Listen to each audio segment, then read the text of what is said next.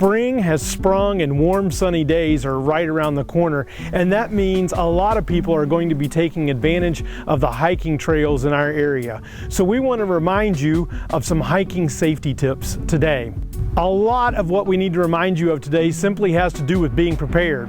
When Roanoke County Fire Rescue goes out on the trail to make rescues, many times what we find is it's because people are simply not prepared for the hike that they have undertaken.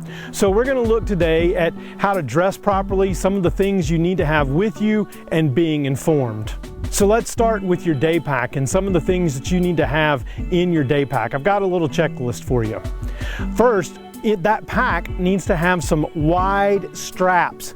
You don't want a little pack that has strings. If it's got a lot of weight to it, that's going to begin to cut into your shoulders. So you want a pack that has wide straps to help evenly distribute that weight. Also, you want to have water. Plenty of water. They recommend about 1 liter per person for the day hike that you're going on, maybe 2 to 3 liters per person if it's going to be an especially long hike or if it's going to be especially hot. It's always a good idea to have some extra water on hand. Never know, if you don't use it, maybe you can help somebody else out on the trail who needs some water. Also, it's a good idea to have some snacks, something that's going to give you a little bit of energy. Again, if your hike takes you longer than maybe you thought it was going to, it's good to be able to refuel while you're out on the trail. You would want to have a whistle just to be able to signal rescuers if you do get lost, if it's after dark and we're trying to find you. A whistle is a very good thing to have so that we can hear you and at least come in your direction. You would also want to have a map, maybe of the trail that you're on, or a compass as well. Those kinds of things are very helpful to keep you from getting lost. You would also want to have sunscreen and some sunglasses. It's quite sunny even today, and so those things can help you as you're on the trail. Please make sure that you have dressed appropriately, whatever that means for the season that you're on, for the elevation that you're hiking. We want you to be prepared with several layers of warm clothing, or if it's hot, make sure that you've dressed appropriately for that weather. You'll of course want to have a hat, maybe take along a raincoat or a poncho to protect you if weather moves in as well. We also want to make sure that you're going to have a cell phone. That's your link to help if you do get lost or somebody gets hurt.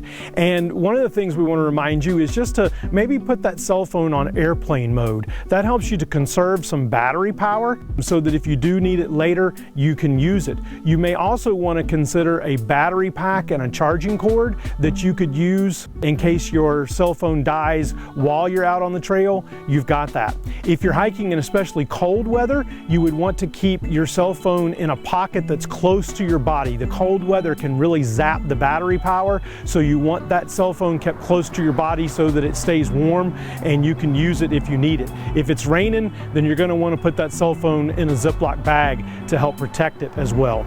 You also are going to probably want some kind of first aid kit or first aid items, whether that be Band-Aids, some first aid spray, any medicines that you think you may need. Those are always good things to take along. Something to help in case you get a blister would be a good idea while you're hiking on the trail.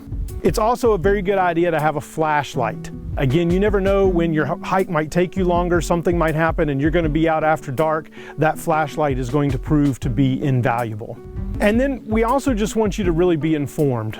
So please check the weather forecast for where you're going to hike before you go, and make sure that there's not any kind of severe weather, whether that be snow or a thunderstorm, that's going to impact your hike. We want you to know that ahead of time. You can also check on certain websites to just make sure of the status of the trail. Maybe there's a section of the trail that's going to be closed today, and so that's good information to have. I'll give you a website at the end that gives you all kinds of information about the Appalachian Trail and helps you to be informed before you head out on your hike. It's also a very good idea to let somebody know where you're going and when you expect to be back, so that if you aren't back at a certain time, they can kind of initiate a search for you, start to get you some help if you're not back by a prescribed time. And we also have a starting point to know where to look for you from that point. Please hydrate before you go on the hike. That's very, very important. I mentioned taking water along, but it's a good idea before you go to make sure that you have had plenty of water. It's okay to have eaten before you go on the hike. We want you to be well fueled for your hike. but just you may not want to go start an uphill hike on a very full stomach. So keep that in mind as well.